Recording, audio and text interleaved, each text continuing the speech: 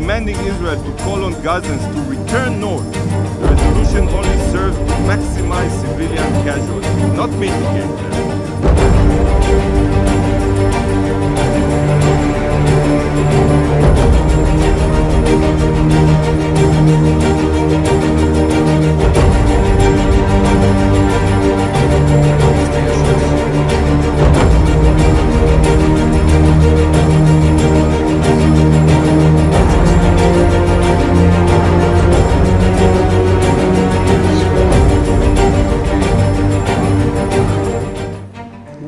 I do not agree with this decision, but I respect it and accept it.